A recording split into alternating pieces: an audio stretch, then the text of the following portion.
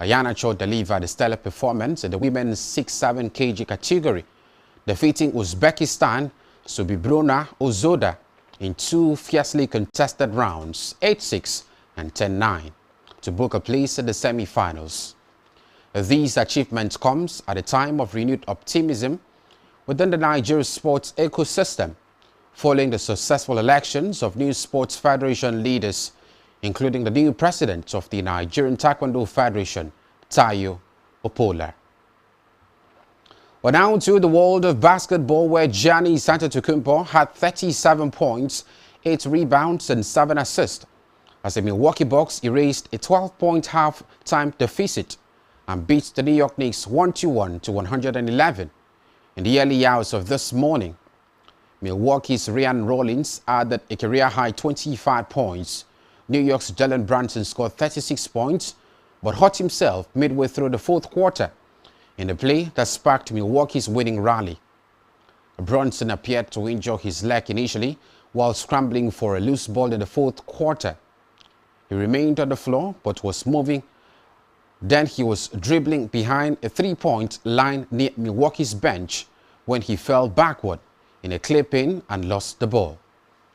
As Brunson continued to sit on the floor, Antetokounmpo got a steal and dunked on the other end to tie the game at 1-3. Brunson stayed in the game after a timeout, but the Knicks continued and couldn't slow Milwaukee Bucks' momentum. Antetokounmpo puts Milwaukee ahead for a good by converting a running layup.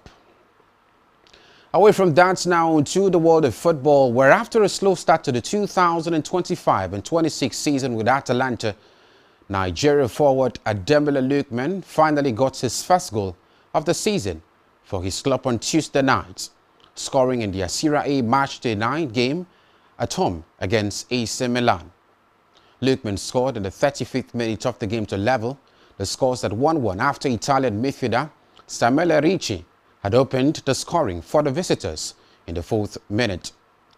The Nigerian international unleashed a magnificent shot into the top of the net after being put through by Mario Pasalic. It was the Nigerian 7th game of the season in all competitions for Atalanta this season. The 28-year-old scored 15 goals plus 5 assists for Atalanta in the Serie A last season, adding 5 goals and 2 assists in the UEFA Champions League as well. Well, that's all we have in sports wrap-up at this time. We'll take a very short breather, and when we return, the guys who join the conversation and extensively we'll talk about all of these sports stories and much more. Do stay with us.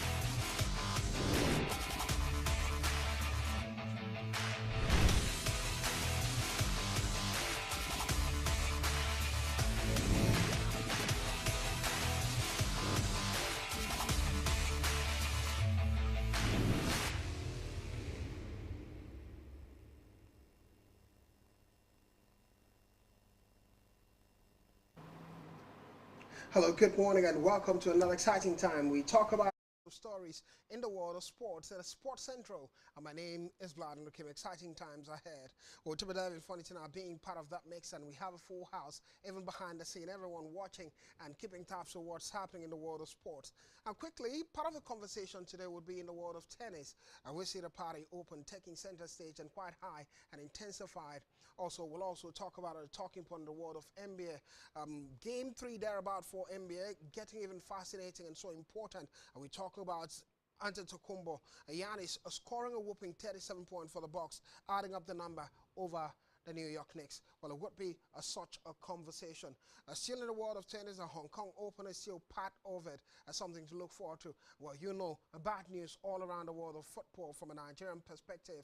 Well, not too bad when it has to the women's game. Mixed fortune in that regard. The first game was a qualification between Nigeria and Benin Republic. The Super Falcons of Nigeria pulled a draw but won on aggregate, 3-1 on aggregate. But lots of injuries in that. We're talking about Esther Okoronkwo picking up a knock in that regard. But Deborah Abiodun, she'll be going to the hospital to find out the situation for her. Well, to David, I'll come to you. Good morning. The Wolves, on the other hand, was the one that had to do with the under-17 girls. Not surprising, as anticipated, a whooping 4-0. It's a morning of mixed reaction. First of all, for the Super Falcons, the very fact that they've qualified for the 2026 WAFCON, while on the other hand, the junior cadre, where we usually have some level of transition to the senior team, not doing quite well, winning just one game in the tournament. And it begs questions about credibility in terms of selection process for the under-17 ladies. I had a caller this morning who said those coaches are not doing quite well at the age grade, tournament. They should be. And well, I do not know whether or not to agree with them, because over time we've actually seen them stay there for quite a long time. Same could be said for Manu Gabra at the under-17 for the men as well. But it is high time we return. We have to talk about it. High time we return and get to talk about it. And funny tonight, good morning. So good to see you today. Excited to be back. You're talking about the NBA. I think it's about game 5 for most of the teams. Looking at the defending champions, the Thunders, and they did quite well yesterday. 5 games, 5 wins for them. Shogi just Alexander just starting off where he left last season. I think it's exciting. This seems like the Warriors also doing well this season. 5 games and 4 victories for them. So we might just be seeing a very closely contested NBA season. I'm happy for it. A closely contested NBA season. I'm finding not getting happy for it. Let's start with a bit of interest that comes from the world of football. And it has to do with Argentina minting a coin tracing Maradona's iconic 1986 World Cup goal against England. Well, I give a background of it. In a statement that was launched, the Central Bank of Argentina has released a new silver coin to mark the upcoming 2026 FIFA World Cup, featuring an engraving that traces Diego Maradona's legendary goal against England in 1986 quarterfinal in Mexico. The strike widely regarded as the greatest in the world's history. Well, to David, somewhat somehow, some interesting feature in it. The coin has depicts certain things. Part of it would be that game, that strike, the second goal for Argentina. Remember in 1986 World Cup, the best goal in the World Cup, dribbled past 4 defenders, took the ball from the midfield up to the attack and slotted it nicely against the goalkeeper. And they're making a coin to it. The match ended 2-1 after he had scored the hand of God, the famous hand of God in that regard. Well, putting this side by side, Argentina is reflecting on one indices. The central bank said the coin is made of 0.925 sterling silver and weighs 27 grams and measures 40 millimeters in diameter.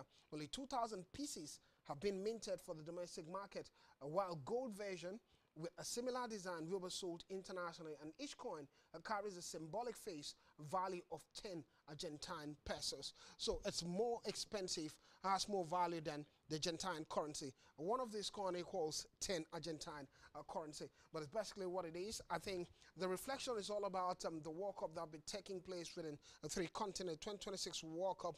Remember, some games would be in South America. A memorable one. It's been 40 years since Maradona scored this goal.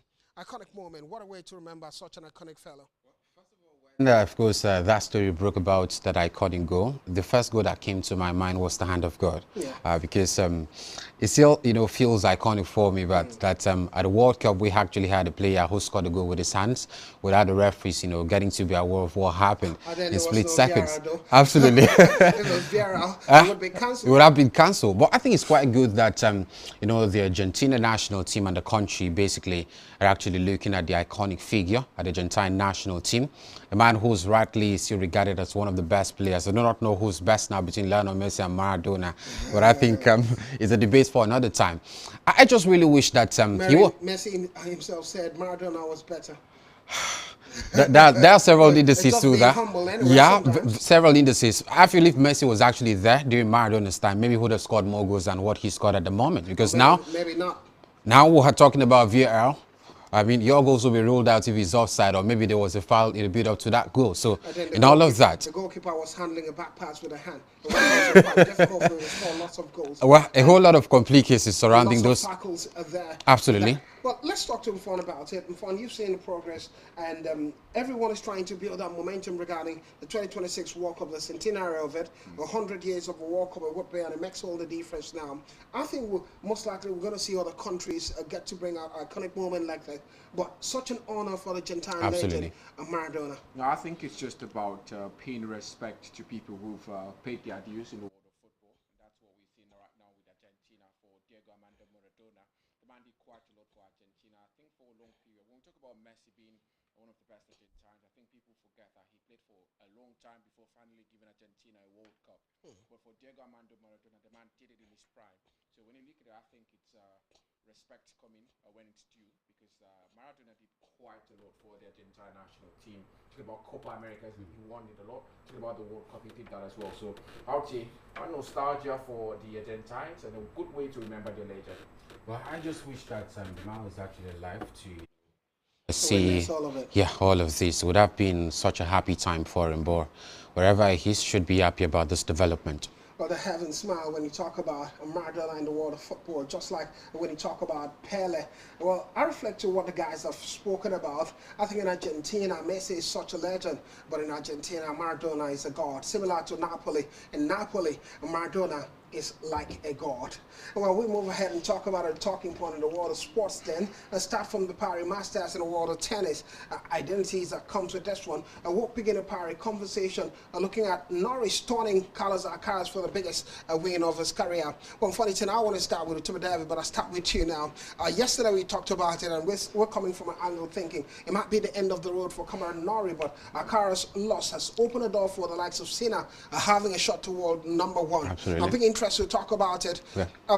If you look at Cameron Norrie's performance in recent times, this would be regarded as the best, beating Carlos Alcaraz. Not just in recent time, I think in all his career, he's never beaten a world #1. Yeah. He's had 5 tries at it, never gotten any of them. So finally, he defeated Carlos Alcaraz. I would say it might be a burnout for Carlos Alcaraz. The man has performed in, he's played in a lot of competitions already this particular season.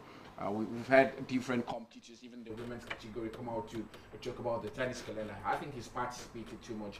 That burnout was definitely going to come. He said he didn't understand what was happening. He had a back and forth with his coach during the second set. He had 3 sets in this particular game. This is the only match so far in the Paris Masters that's produced 3 sets. All other matches have been in stretch sets for them, 2 sets. So I think Alcaraz had to go through that stretch, and it shows that the burnout is really kicking into Carlos Alcaraz's game. For Cameron Norrie, it was the best game of his life. He's never been able to be a world #1, and he did that against Carlos Alcaraz. I would say congratulations to him, but it's now about going further in this particular competition. It's a 1,000 Masters. We're still having the likes of Yannick Sinner, world #2 there. We've got Alexander Zverev in this particular competition as well, likes of Taylor Fritz and Ben Shelton also doing well in the first round. So I would say Cameron Norrie might beat Carlos Alcaraz, but I'm not convinced he has what it takes to go as far as possible, maybe even reaching the semi-finals of this competition. Well, I'm funny I'm not being so convinced about Cameron Norrie. We talk about the likes of Ben Shelton getting better off Kobali in stretch set. Yeah. I'm funny looking at some of the players that are still part of this mix, the likes of Taylor Fritz also sweeping aside Vorkic to progress to the next round. Felix Auger-Aliassime also winning 3-round battle against Kamesango. Well, not convinced about Cameron Norrie. Looking at some of the big superstars, Ben Shelton, Taylor Fritz, who are still part of that mix. Hendricks and the likes of Felix Ujala. Well, I do not know. First of all, I'll start with, one phone earlier said, I was one of those who actually, saw the need for players to, rest in the build-up to major competitions like the 1000 Masters and the Grand Slam. But when I actually, saw the very fact that there was an exhibition match played by top-seeded players like Yannick Sinner, Carlos Alcaraz in the build-up to the 1000 Masters, that went to make money. I was somehow, trying to return back my words because they do not even feel sorry for themselves. I mean, if you say you're coming out to say you never understand what happened, but you participated in an exhibition match before the build-up to the Paris Masters, you would have actually had that lots of time to rest, but you never wanted to rest. So why complain now? Novak Djokovic withdrew. Yeah. Trust me, Novak Djokovic wasn't happy. Absolutely. Just because he couldn't feature. Big amount of money in there. Just featuring over $1.something million absolutely, for featuring. absolutely. You get a win at $4.8 million. So I think for me, Cameron Norrie was at his best. Yeah. We could also talk about the very fact that Cameron Norrie is getting the better of the world #1 for the first time in his career. But he's beaten Carlos Alcaraz before. Yeah. At the time, he wasn't a world #1. Yeah. So it's more like he was younger. Absolutely. In fact, beating Carlos Alcaraz at the finals, I think. Yeah. It was at the Rio de Janeiro Absolutely. finals. So it is more like facing your familiar foe. On the night, Cameron Norrie was at his best, but I still do not, actually know exactly where Cameron Norrie will finish in this competition. But I think when you beat a world #1, it comes with a whole lot of confidence that you can even do better going forward. But it also throws it wide open now because it isn't a similar case we've seen at the WTA standings. For the ATP standings, the race for the world #1 still, it is open wide now. If Yannick Sinner wins his tournament, he certainly returns back as world #1. So I think this would also be a moral boost for Yannick Sinner to go as far as possible to the finals or even the finals and win this and possibly, return back as world #1. A possible return as world #1. Stack of games are taking place in the Paris Open now. Getting to the round of 32 games ongoing. The likes of Redanich playing against Vacherot. Just two back at it at the end of it now. So far it's 3-2 in favor of Vacherot and still in the live game. We're also having the likes of Altmaier take on Kasparov. 4-2 in favor of Altmaier in this one. Well, Ugo also in this match will be playing Alexander Zverev and even going further, Felix Ujala against Mola. The likes of Bex against Yannick Sinner and Cerundolo against Karamanov at the end of it. Well, let's switch gear and get to talk about the women's game because it gets even further interesting at the Hong Kong Open. Well, Fanitina, I'll get a start with you. When you talk about Hong Kong Open, we're looking at Maya having to progress in stretch set against Mavuyova. Well, interesting too. Before you get to talk about it, I put that side by side with the likes of Buska and Darling Aranco in round of 16. Not the biggest of competition to talk about it. Yeah, absolutely. Yeah. But somewhat somehow, it's our job to talk about it. I think the big girls are already qualified for the WTA finals. They're just waiting. So superstars like this who know their season is ended already. We have, I think, about. We call them superstars. Maybe prospects. Maybe prospects.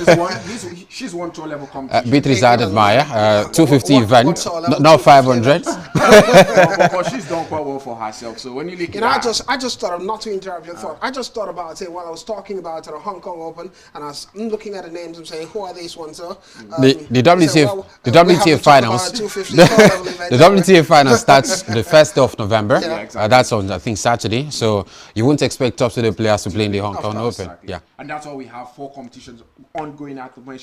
But all of them are enough, so you need to have like 4 of them in different. We have 1 in India, we have 2 in China. 2 in China, 1 in Hong Kong, and 1 in Chennai. So at the same time, so it shows you they are not really top level superstars. Is that one where Chennai? Chennai. Where's Chennai? I don't know where. But we're looking at what's happening. The Maya joins and participating, getting the win over Mavuyova. When you look at what's happened, I think Maya joins is seated higher than Mavuyova. But at the end of it, I think it's just what it is. We might just see Maya join getting on to win this particular one, ending the year on a high for herself. Maybe finish up with an ATP 250 title. So it's going to be a good note for her. Well, I think for me, the base of conversation for all of these, smaller, tall level competition will be the fact that it might just be one of those competitions where you see, a young talent spring up and maybe become a regular name by next year. got to start somewhere. Absolutely. So that's the whole fact about this 250 tall level events. I want to see what happens. Maybe from there we can actually have one name that will be a whole house name next year. All right. Hopefully the guys turn up to the party. Start from the Challengers Cup and then even moving further 250 tall level. And there's another tall level, or 125 tall level event. Yeah, before 125. Tall level.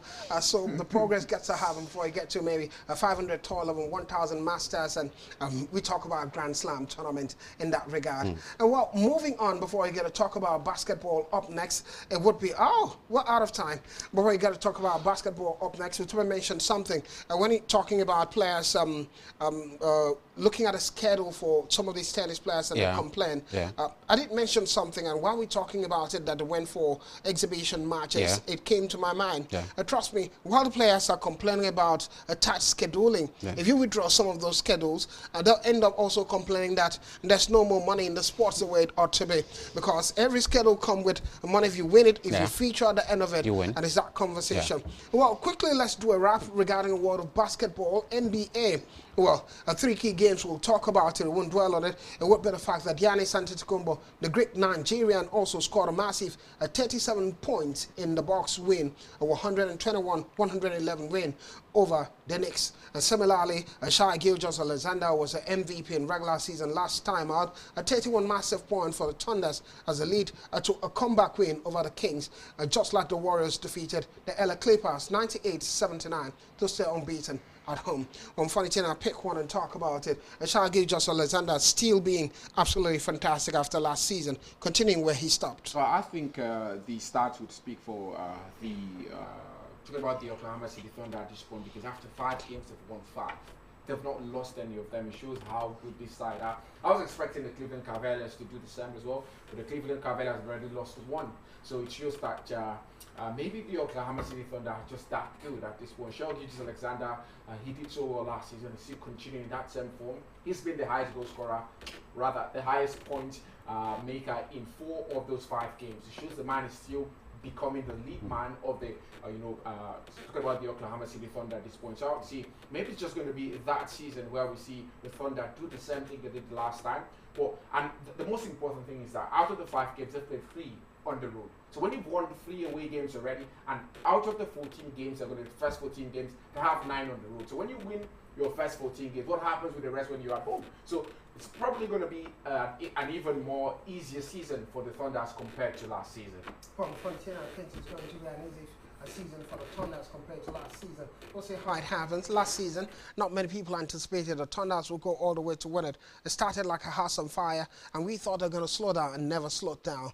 And this season, they're starting similarly, like a house not just on fire, a house that is burning out of control. We'll see what happens. Just as other games that took place in the NBA, it was the Atlanta Hawks getting beaten by the Bulls, Chicago Bulls, 128-123. The Brooklyn Nets also were beaten by the Rockets 137-109, just like the Boston Celtics got a victory 122-90 against the Pelicans, and the Raptors were beaten by the Spurs. We're talking about 121-103. And well, the Thunders we've talked about are getting victory of the Mavericks 101-94, and the Phoenix Suns 134 it was for them. Utah Jazz getting a victory over the Phoenix Suns 138-134, and on and on and on. Many other games like the Lakers are being beaten by the Trailblazers 122 over 108. I will go on a quick break, and when we're back, the conversation continues. What we're talking about, the world of football, all the anticipation, the year for a cup, where the injuries are taking place in the world of football, and we'll talk about the Under-17 World Cup in particular. What went wrong for the Flamingos of Nigeria? Don't go anywhere.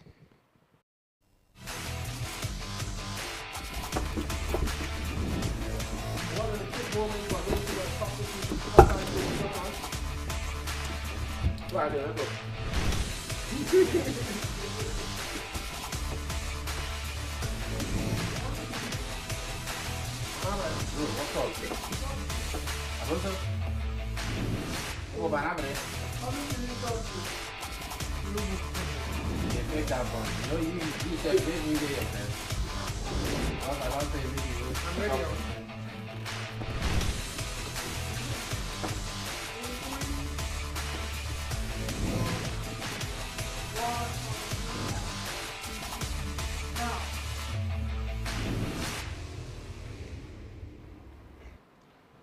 Welcome back. It is Sports Central, and my name is Blyden Kim.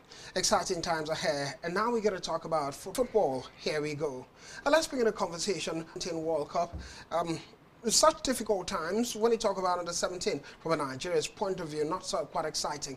And well, yesterday we saw the game between Italy, who's been fantastic at the tournament, 4 wins for Italy now, against the Flamingos of Nigeria, under 17 women's team of Nigeria. A sad story is that Italy got a victory, a 4-0 victory over the Flamingos. Well, I'll start with you. Quite a sad one, but not surprising because we're expecting. The Flamingos have played 4 games at this tournament. They've won one against poorly rated Samoa, are being beaten in 3 games, conceded 9 goals, only scoring 5 goals. 1 against Canada in the first game, which they lost 4-1, and a 4 against Samoa. Quite a sad story from a Nigerian point of view. Well, it shows that Nigeria were not ready for this tournament. It wasn't just about how they weren't ready, but they prepared. They prepared, but they were not ready because if you're actually losing matches, one would also look at the very fact that you're losing it by small margins. But when you're being beaten 4-0, 4-1, 5-1, it begs the question about the level of readiness for the ladies. And that's why I'm looking at it at the moment. Coach Bankole Oluwakere has been with the side for I don't know how many years now, but it's been quite a long time. Prepared these girls. They even had some friendly matches. One could also question the quality of friendly matches they played in the build-up to the start of the Under-17 World Cup. But I think the level at which we have been embarrassed sparks questions about the level at which we also selected these players for the tournament. We've actually said it over time right here that what we used to have before now, where we had, Nigeria dominates the junior cadre of the major tournaments, be at the international level or even at the continent, is no longer what we're seeing at this moment. It is quite a clear case of just going to some academies and pick players, and it doesn't happen that way when you're actually not doing thorough research about the quality of players you take into a major tournament. And I think that's what is affecting Nigeria at the moment. If you look at the tournaments, they couldn't score goals, and you couldn't also, defend some of the goals that you've conceded. I think it's not a problem of a decline in Nigeria's football. That's what's happening at the moment. Doing a lot better. I'm going to come to you. Yeah. Because whichever David has said, well, the processes have changed in that direction. But when you talk about Coach Bankole, previously was quite successful with the Flamingos. Well, what happens now? The other time it was successful. This time out, not successful. Is it about preparation? The same coach, same method he's used before, but this time out, it seemed not to be working out for him. I think Nigeria is generally going through a decline in football. Other nations are beginning to catch up to us, especially in the women's category. Last year we talked about the Super Falcons getting Mission X possible. Before that, the past 2 editions had been very disappointing for them. The past 2 before they won the one. It was very disappointing. The previous one was won by South Africa. They lost 4 games. In the one they finished 4th. They lost 4 games, 1 in the group stage, 3 games, 1 in the group stage, 1 in the semi-finals, and 1 in the 3rd place match. Then before then, they were champions. No, they were not champions before then. They got a final. I think they got a final. No, they were champions. Nigeria's never gone. The women's team has never gone back-to-back tournaments without winning.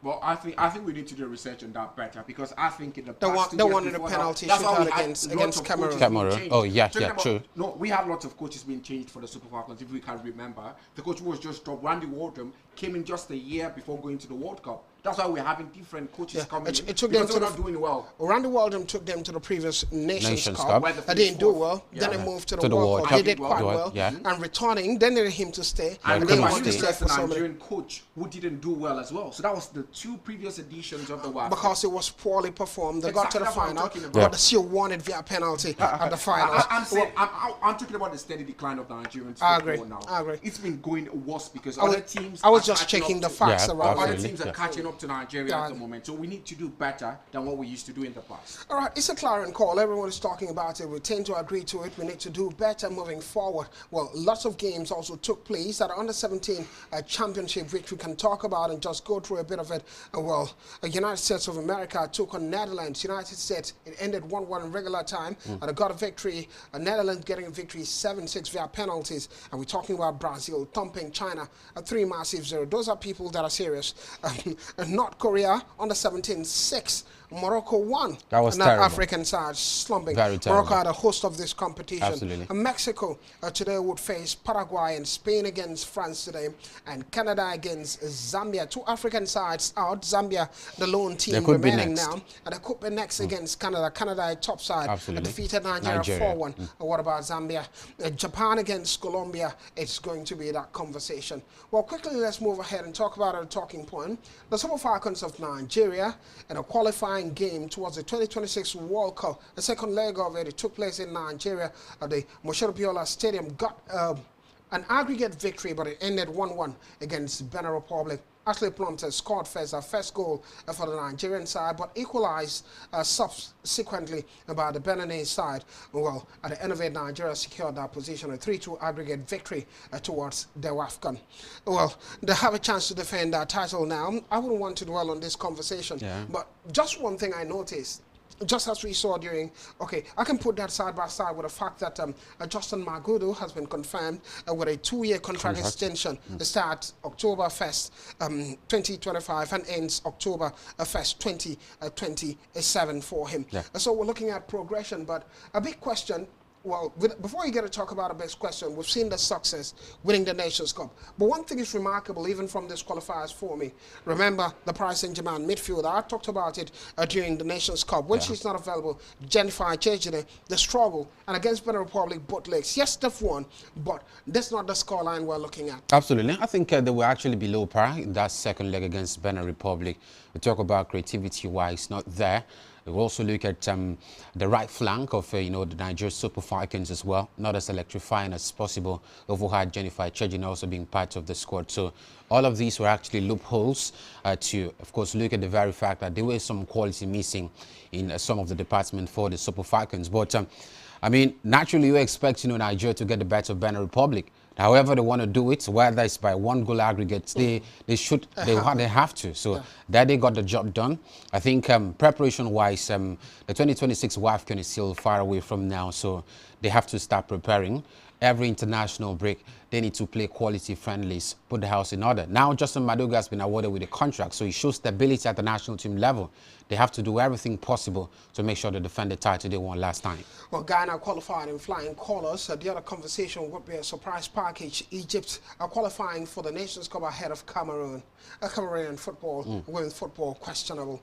Well, quickly, we'll move to European conversation. And Serie A games took place yesterday. It was Ademola Lookman turning up to the party for Atlanta against AC Milan. AC Milan scored first, but the African Footballer of the Year notched a second goal. A goal for Atlanta, first goal, and bagged the Man of the Match award. I came out to say all he's interested in is making the difference for Atlanta. I think for Ademola Lookman, it's been coming for him. He's had a very torrid start to the year for him at Atalanta after trying to force his way out of the club. It never happened for him, and he needed to be integrated slowly into the team. And I'm happy that the man has finally gotten that goal, because as a player who's used to scoring goals, it's always going to be difficult for you to play 7 matches without scoring a goal. But on the 8th time, he scored a goal. So congratulations to Ademola Lookman. Looking forward to many more goals for him. I'm so excited that it's coming towards the tail end of the year. Now we're in October, almost in November. We get to December where he's going to come back for the Nations Cup. We need Ademola Lookman at his very best at the Nations Cup. You're talking about the Nations Cup. First will be the playoffs, the World Cup playoffs. Exactly, first it has to come next November. month. Then afterwards we'll get to talk about the Nations Cup. Let's continue the conversation. Still in Serie A. Well, injury hit Napoli had to age Lecce with a 1-goal victory at the end of it. Bundesliga was Bayern's Company defending on loan Jackson made a slow start. You have to respond to this one now. This is a picture. Some quarters from Bayern Munich has come out and say Jackson would not be signed. It wouldn't be a permanent contract for him, meaning he has to return to Chelsea. Remember, Chelsea wanted him to return when Leon Delap got injured. And he said, no, I'm going to Bayern Munich. Everything is going to work out. Right now, it seemed like a bit complacency in that regard. He's not really turned up to the party for them. I'm looking at the energy going back to Chelsea at the end of the season. Well, I do not know, because when you have Vincent Kompany, the coach of Bayern Munich, come out to defend, Nicholas Jackson, That's he shows what coaches do. No, he shows he trusts the man. And why Bayern Munich are actually complaining at the moment is because he's not been scoring goals. And we know typical of Nicholas Jackson. It's not a new thing. It's not a new thing. He didn't do it at Chelsea. So he has one man. He wears 5, scores 1. But he brings lots of energy. Yeah. Even at the moment, it still feels like there is a vacuum left at Chelsea that nobody can actually feel at the moment. That's why I'm asking the question. And now there's a bit of fracas when he left to Bayern Munich. Yeah. If you're at Chelsea, he gets to come back. You think Chelsea will readily open their hand and say, all right, just come back? Or they'll readily put him in the market? He's arguably the best attacking Chelsea player at the moment. Even with the service of João Pedro and Liam Delap. Nobody can actually feel the boots of Nicholas Jackson at Chelsea. They've been struggling to score goals. Now the man Delap is actually back now to full fitness, and he will play later today. Can he actually fill that boot? I do not think so. Yes, he's not been scoring goals, but lots of energy, link-up play as well with the attackers who can actually score. That's something that maybe not all attackers can actually bring to the fore. All right, I was set to close with Valentina. It feels like you have to wrap on this just before I get to do a wrap on the show. Well, I think I agree with you too. I think at Chelsea, I looked at it, even when he went to Bayern Munich, I said it, that Chelsea do not have any attacker who can match Nicholas Jackson. Look at all those players. Most of them are under 19. McGee is 19 years of age. The man Liam Delap is 21. So all of them are still learning the ropes. And Nicholas Jackson has been there for 3 years. He's learned the ropes already. You're now bringing someone to now go through. He's learned the ropes already. You're bringing someone to come and go through the same routes he went through. Why are you going back? That's just the thing at Chelsea. So I said it at the start of the season, and that's where Chelsea are number 9 in the table as of this moment. Well, still open for further things to get to happen. Well, the Carabao Cup takes place as we set to close. Brentford again had to beat Grimsby Town 5-0. Grimsby Town had beaten Manchester United. Always going to be there in that history. Manchester United. The game would take place today. In Carabao Cup will be Liverpool against Crystal Palace, Arsenal against Brighton in the Carabao Cup. Arsenal Saliba Martinelli, to me, is Brighton Cup clash, and Wolverhampton Wanderers against Chelsea. And we hear Delap returns as Chelsea aim to solve striker issues, and still at the Carabao Cup, Newcastle against Tottenham Hotspur is that conversation. We're set to bounce now. Well, to be diving for it, and best I can say, best regard. Thank you for being a part of the show. Well, I'm looking forward to Crystal Palace Liverpool, another huge assignment for Arne Slot. Valentina, thank you for being a part of it. Definitely. Well, a big thank you to everyone right here in the live studio with us, cheering us up and supporting everyone, part of it being Sports IT here with us, and to everyone that's made it possible having this show at this level. Thank you very much. My name is Blyden Rukim, and we say bye-bye.